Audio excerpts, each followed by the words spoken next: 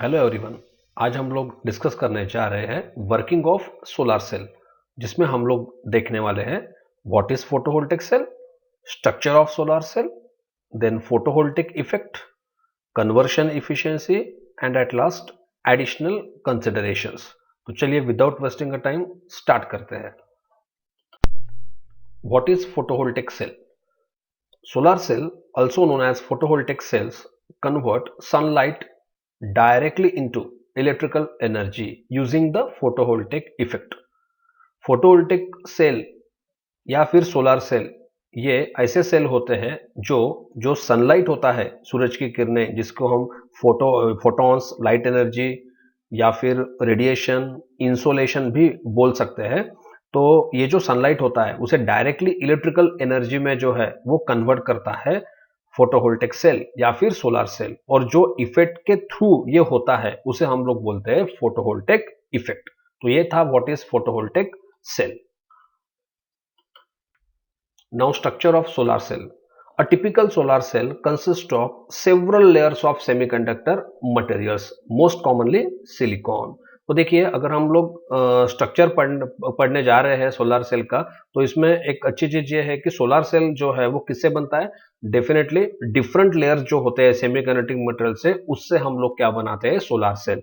अब देखिए, सवाल ये आता है कि सेमीकंडक्टिंग मटेरियल क्या है। जैसे कि आप लोगों को पता ही होगा कि सेमीकंडक्टिंग मटेरियल मतलब ऐसा मटेरियल जिसका जो कंडक्टिविटी होती है वो इंसुलेटर और कंडक्टर के बीच में लाई करती है, या फिर हम ऐसा बोल सकते हैं कि सेमीकंडक्टिंग मटेरियल मतलब ऐसा मटेरियल जो इंसुलेटर करके भी ऐड कर सकता है और एक पर्टिकुलर कंडीशन के अंदर वो कंडक्टिंग मटेरियल की तरह भी ऐड कर सकता है। तो ऐसा जो एवरग्रीन मटेरियल होता है जिसको हम क्या बोल सकते हैं? Semiconductor material. तो सेमीकंडक्टिंग मटेरियल के जैसे कि सिलिकॉन, उसके डिफरेंट लेयर्स का यूज करके हम लोग क्या बनाते हैं? सोलर सेल बनाते हैं। अब देखिए, ये जो लेयर होते हैं ना, ये दो टाइप के होते हैं। एक होता है पी टाइप सेमीकंडक्टर लेयर और एक होता है एन टाइप सेमीकंडक्टर लेयर।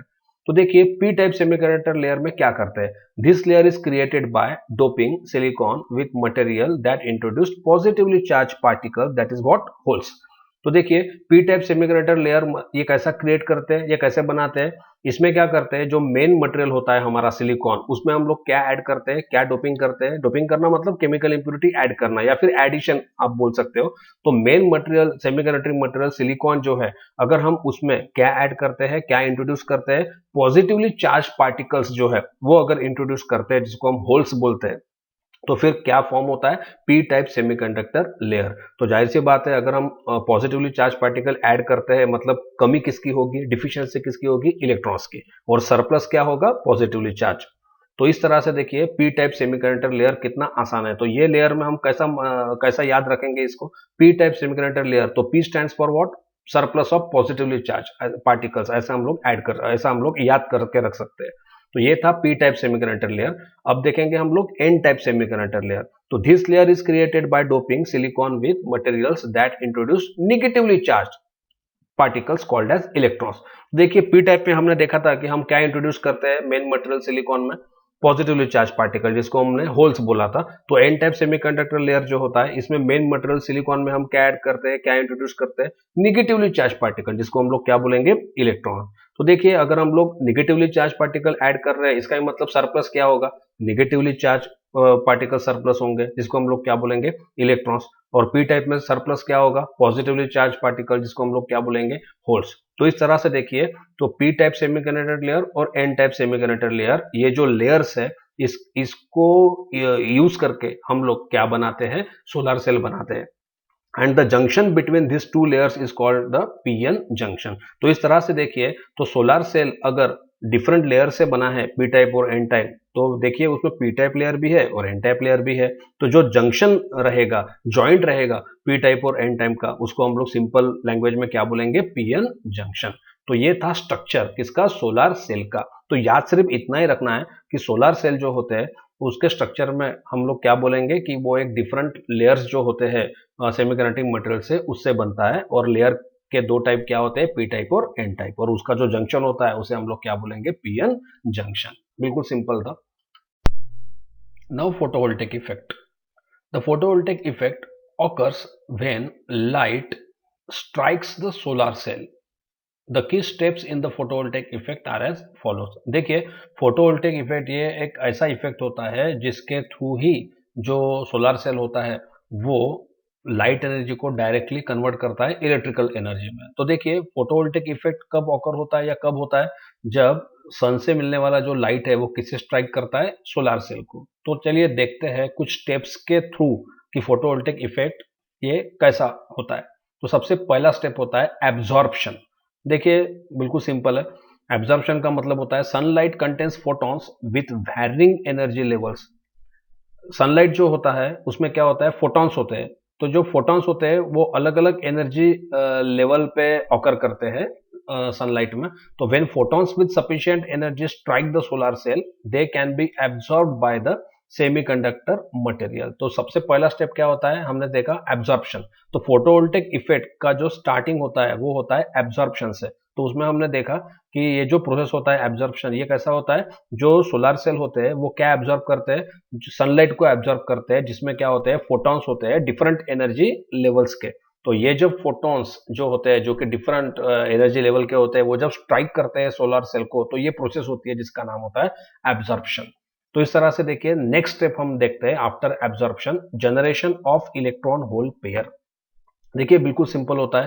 तो जो सनलाइट में जो फोटॉन्स होते हैं उनकी एनर्जी एक तरीके से कौन ले लेता है, सोलर सेल लेता है। तो उसके बाद वो क्या जनरेट करता है सेकंड स्टेप में, इलेक्ट्रॉन होल पेयर। इसका ही मतलब क्या जनरेट करता है, इलेक्ट्रॉन और होल्स को जनरेट करता है। मतलब भी क्या जनरेट करता है, नेगेटिव और पॉजिटिवली चार्ज पार्टिकल जनरेट करता है, क्योंकि इलेक्ट्रॉन्स में नेगेटिवली चार्ज पार्टिकल है और होल्स मतलब पॉजिटिवली चार्ज पार्टिकल्स है। तो इनको जनरेट कैसा किया जाता है, इनको कैसा फ्री किया जाता है, जनरेशन कैसा करते हैं सोलर सेल के अंदर, तो ये स्टेप में हम लोग देखेंगे। तो देखिए, when absorb photons transfer their energy to the atoms within the semiconductor material. देखिए क्या होता है, जब एनर्जी जो है, मतलब फोटॉन्स से मिली हुई जो एनर्जी है, वो जब एब्जॉर्ब कर लेता है सोलर सेल, तो वो क्या करता है, सेमीकंडक्टिंग मटेरियल जिससे सोलर सेल बना हुआ है उसके जो एटम्स है, वो एटम्स का जो आउटर मोस्ट सेल होगा जिसको हम वैलेंस सेल बोलते हैं, उसमें जो इलेक्ट्रॉन्स है, वो इलेक्ट्रॉन जो है वो जो एनर्जी है एब्जॉर्ब की हुई फोटोन एनर्जी, वो पूरे तरीके से इलेक्ट्रॉन्स क्या करते हैं, उसको यूज करते हैं और खुद को क्या करते हैं, फ्री करते हैं और एक डिफरेंट कंडक्शन बैंड में चले जाते हैं। इसका ही मतलब क्या है कि जो डीएक्टिव स्टेट में या फिर जो डीएक्टिव मोड में जो बिना ड्रिफ्ट वेलोसिटी के, मतलब जिसकी वेलोसिटी कुछ भी नहीं है और डीएक्टिव मोड में है, ऐसे स्टैटिक इलेक्ट्रॉन जो है, जो अभी फ्री नहीं हुए हैं, बॉन्डेड है अपने एटम से, ऐसे इलेक्ट्रॉन्स क्या करते हैं, एनर्जी जो है, फोटोन एनर्जी जो है सन से मिले हुई, वो एब्जॉर्ब जो की हुई है पहले स्टेप में, उसका यूज करके वो इलेक्ट्रॉन जो है, जो आउटर मोस्ट सेल में एटम के रहते हैं, सोलर सेल के, सेमीकंडक्टिंग मटेरियल के, वो क्या हो जाते हैं, फ्री होते हैं। अब इलेक्ट्रॉन्स फ्री हो जाने के बाद वो एक अलग लेवल पे चले जाते हैं, अलग कंडक्शन बैंड, अलग एनर्जी लेवल पे चले जाते हैं और वहां क्या क्रिएट होता है, देन एक पॉजिटिवली चार्ज पार्टिकल क्रिएट होता है जिसका नाम हम क्या दे रहे हैं, होल। इसका ही मतलब क्या होता है, जो इलेक्ट्रॉन्स थे वो फ्री हो गए, वो अलग लेवल पे चले गए और वहां जो जगह खाली हुई है, जगह जो एम्प्टी जगह है, उसे वहां पे हम लोग क्या क्रिएट हुआ है, ऐसा बोल रहे हैं, पॉजिटिवली चार्ज्ड पार्टिकल क्रिएट हुआ है। मतलब क्या हुआ है, होल क्रिएट हुआ है, ऐसा हम बोल रहे हैं वैलेंस बैंड में। इसका ही मतलब पहले वैलेंस बैंड में जो है, या वैलेंस बैंड या आउटर मोस्ट शेल में जो है, वो पहले क्या था, इलेक्ट्रॉन्स थे, लेकिन वो फ्री हो गए अभी।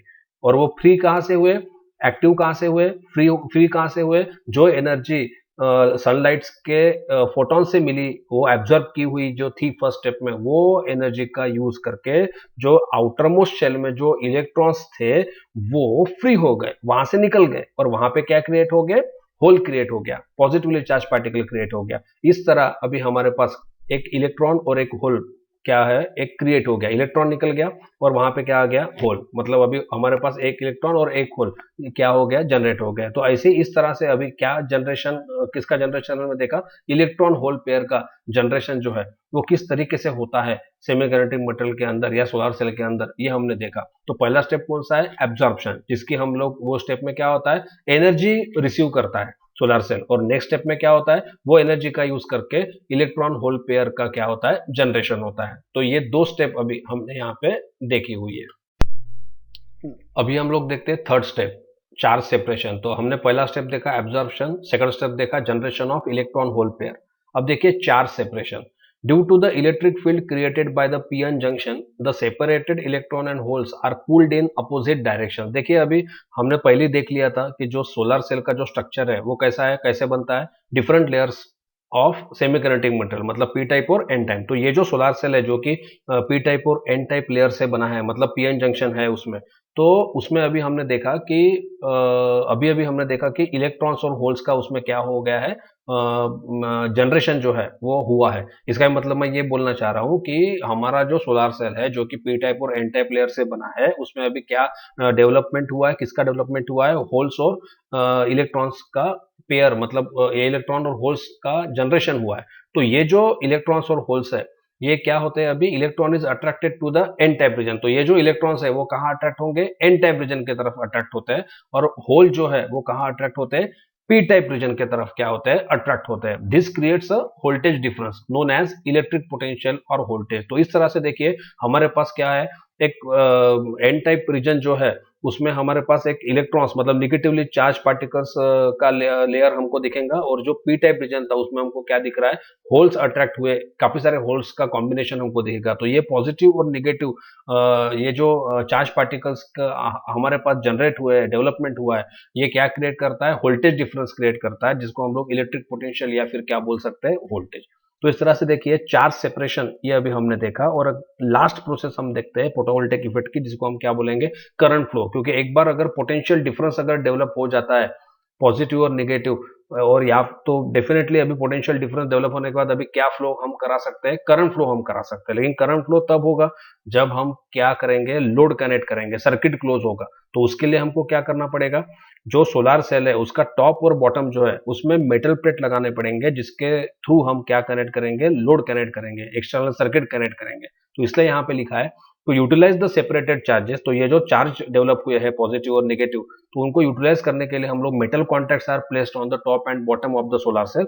When an external circuit is connected, the electrons flow through the circuit to recombine the holes on the p side, generating an electric current. इसका ही मतलब ये है कि ये आपके पास जब पॉजिटिव और नेगेटिव चार्ज का डेवलपमेंट आप लोगों ने किया है, इलेक्ट्रिक पोटेंशियल का डेवलपमेंट हुआ है, तो इसको अगर आपको यूटिलाइज करना है तो आपको क्या करना होगा, सोलर सेल के टॉप और बॉटम में मेटल कॉन्टैक्ट्स के जरिए लोड कनेक्ट करना होगा, एक्सटर्नल सर्किट कनेक्ट करना होगा, ताकि इलेक्ट्रॉन्स का क्या हो, मोशन हो एक्सटर्नल सर्किट के थ्रू, और हमको क्या मिले, current. This flow of electrons constitutes the electrical output of the solar cell. तो इस तरह से हमने देखा कि फोटोवोल्टेइक इफेक्ट जो है वो चार प्रोसेस के थ्रू होता है, जिसमें पहला प्रोसेस हमने देखा एब्जॉर्प्शन, दूसरा देखा generation of electron hole pair, third हमने देखा चार्ज सेपरेशन, और last but not the list very important is current flow. तो इस तरह से ये क्या कंप्लीट हुआ, फोटोवोल्टेइक इफेक्ट। बिल्कुल इजी तरीके से हमने देखा, डायग्राम की भी जरूरत नहीं है, अगर आप 2-3 बार अगर इसको रेफर करेंगे तो बिल्कुल आसानी से समझ सकेंगे। Now conversion efficiency. The efficiency of a solar cell refers to the percentage of incident sunlight that is converted into usable electrical energy. देखिए इफिशियंसी जो है सोलर सेल की, कन्वर्शन इफिशियंसी, ये कैसे कैलकुलेट करेंगे, बिल्कुल सिंपल है। जो सोलर सेल का जो मतलब सोलर सेल को जो इंसिडेंट लाइट मिल रहा है, मतलब सोलर सेल के ऊपर जो सनलाइट उसे मिल रहा है सोलर सेल को, तो वो कितना इंसिडेंट सनलाइट को कन्वर्ट कर पाया solar cell electrical energy, usable electrical energy में, तो वही रहेगा हमारा कन्वर्शन इफिशियंसी। क्योंकि देखो सोलर सेल का काम क्या है कि जो सनलाइट उसको अवेलेबल हो रही है उसको डायरेक्टली कन्वर्ट करना यूजेबल इलेक्ट्रिकल एनर्जी में। तो जो सनलाइट अवेलेबल हुआ है तो उसमें से कितना सनलाइट कन्वर्ट हो पाया है यूजेबल इलेक्ट्रिकल एनर्जी में, यही होता है कन्वर्शन इफिशियंसी। तो कौन कौन से फैक्टर पर डिपेंड करता है, several factors affect the conversion efficiency. कौन कौन से फैक्टर पर डिपेंड कर सकता है conversion efficiency, quality of semiconducting material, semiconducting material जो हमने यूज किया उसकी क्वालिटी क्या है, design of solar cell structure, solar cell structure जो है उसका डिजाइन हम लोगों ने कैसा किया है, और spectrum and intensity of the incident sunlight. तो जो सनलाइट है उसका वेवलेंथ क्या है, उसकी इंटेंसिटी कैसी है, उस पर डिपेंड करता है। कन्वर्शन इफिशियंसी, क्योंकि देखिए अगर लाइट की इंटेंसिटी प्रॉपर नहीं रहेगी, क्लाउडी वेदर रहेगा, डिफ्यूज सनलाइट रहेगा, तो जाहिर सी बात है कि इलेक्ट्रिकल एनर्जी भी कम मिलेंगी। तो इसका मतलब इंटेंसिटी भी कहीं ना कहीं पे जो है सनलाइट की वो मैटर करती है। तो इस तरह से देखिए कन्वर्शन इफिशियंसी हमने देखा कि क्वालिटी जो होती है सेमीकंडक्टिंग मटेरियल की, डिजाइन जो होता है सेल स्ट्रक्चर का, और उसके साथ साथ जो इंटेंसिटी है सनलाइट की, इस पर डिपेंड करता है आपका कन्वर्शन इफिशियंसी। तो ये था कन्वर्शन इफिशियंसी के बारे में। नाउ एडिशनल कंसिडरेशन, देखिए कुछ इंपॉर्टेंट बातें हैं जो पता होनी चाहिए, जैसे कि देखिए solar cell are often interconnected to form solar modules और panels which can generate higher voltages and currents. तो देखिए अगर हमको वोल्टेज और करंट अपने रिक्वायरमेंट के हिसाब से चाहिए, मतलब सोलर सेल जो होता है वो अगर पर्टिकुलर रेटिंग का एज पर रिक्वायरमेंट अगर हमको चाहिए, एक पर्टिकुलर वोल्टेज और करंट के लिए अगर हम सोलर सेल बना रहे हैं, तो वो कैसे बनेंगे? डिफरेंट सोलर सेल्स को हमको क्या करना पड़ेगा, आपस में जोड़ना होगा, ताकि हम आगे सोलर मॉड्यूल्स और पैनल्स बना सके। मतलब मॉड्यूल्स और पैनल्स कैसे बनते हैं? सोलर सेल के इंटरकनेक्शन से बनते हैं, और वो हम क्यों करेंगे? ताकि हम डिजायर्ड वोल्टेज और करंट अचीव कर सके। Multiple solar panels can be connected in series और parallel to form larger solar arrays for various applications such as residential, commercial और utility scale solar power system।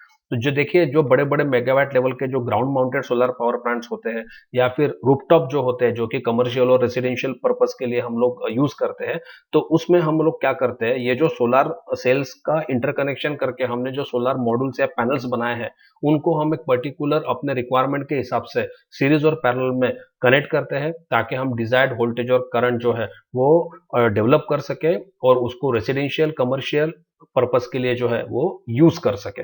सम solar cells incorporate additional layers और material such as anti reflective coatings to enhance light absorption and improve overall performance. क्या होता है, कुछ solar cell जो होते हैं, या फिर सभी सोलर सेल्स आप बोलिए, हम उस पर एक एडिशनल कोटिंग्स भी का भी यूज करते हैं, जैसे कि एंटी रिफ्लेक्टिंग कोटिंग हो गया। इससे क्या होगा, मैक्सिमम एब्जॉर्प्शन आपका होगा, मतलब रिफ्लेक्ट एंटी रिफ्लेक्टिंग कोटिंग से क्या होगा, जो सनलाइट है वो रिफ्लेक्ट नहीं होंगे, पूरे मैक्सिमम सनलाइट जो है वो आपका सोलर सेल एब्जॉर्ब कर पाएगा, अगर हम लोग एंटी रिफ्लेक्टिव कोटिंग का अगर यूज करेंगे तो इसका यूज करके हम लोग क्या करेंगे, एब्जॉर्प्शन बढ़ा सकते हैं, मतलब ही हमारा जो परफॉर्मेंस है वो क्या कर सकते हैं, इंप्रूव कर सकते हैं ओवरऑल परफॉर्मेंस। तो ये कुछ एडिशनल कंसिडरेशंस थे। एडिशनल कंसिडरेशंस को ही हम कंटिन्यू कर रहे हैं। लास्ट स्लाइड है देखिए प्रेजेंटेशन का। Solar cells can operate in both direct sunlight and diffuse light conditions, but their efficiency generally higher under direct sunlight. देखिए अगर डायरेक्ट सनलाइट है, मतलब अगर अच्छे वेवलेंथ के, अच्छे इंटेंसिटी के, हायर इंटेंसिटी का अगर सनलाइट अगर आपके पास अवेलेबल है, तो उसमें भी, या फिर अगर डिफ्यूज सनलाइट है, मतलब क्लाउडी वेदर भी है, तो उसमें भी आपका सोलर सेल ये काम करता है। लेकिन बिल्कुल सिंपल है कि जब अगर सनलाइट अगर अच्छे इंटेंसिटी का है, तो आपको इफिशियंसी भी क्या होगी, ज्यादा होगी, आपका आउटपुट भी क्या मिलेगा, ज्यादा। The generated electricity from solar cell is typically in the form of DC, which can be converted into AC using inverters for use in standard electrical system। देखिए सोलर सेल, सेल बोल रहे हैं हम, मतलब इसमें सोलर सेल में जो electrical energy हमको मिल रही है यूजेबल, वो डीसी के फॉर्म में मिल रही है, डीसी सप्लाई मिल रहा है। और आपको सबको पता है कि यूनिवर्सली अडॉप्टेड जो इलेक्ट्रिकल सप्लाई है वो कौन सा है, एसी है। तो हमको डीसी को एसी क्या करना पड़ेगा, कन्वर्ट करना पड़ेगा, इन्वर्ट करना पड़ेगा, जिसका यूज करके इन्वर्ट करेंगे, इन्वर्टर का यूज करके करेंगे। तो डेफिनेटली जो सोलर सिस्टम होता है उसमें हम इन्वर्टर का यूज करते हैं, ताकि हम डीसी को क्या कर सके, एसी कर सके, यूजेबल कर सके, यूनिवर्सली अडॉप्टेड फॉर्म में ला सके। So by harnessing the photovoltaic effect, solar cells have become an increasingly important and sustainable source of renewable energy, ऐसा हम लोग बोल सकते हैं। तो देखिए काफी सिंपल लैंग्वेज में मैंने समझाने की कोशिश की है, शायद आपको समझा होगा। अगर कुछ डाउट्स है आपके तो डेफिनेटली कमेंट कीजिए, ताकि हम एक पर्टिकुलर इंटरेक्ट उसके बारे में कर सके, और आपके जो डाउट्स है वो क्लियर हो सके। वीडियो अगर पसंद आया हो तो लाइक और शेयर करना ना भूलिए, और अगर पहली बार चैनल को विजिट किया है तो जरूर सब्सक्राइब कीजिए। Thanks for watching the video.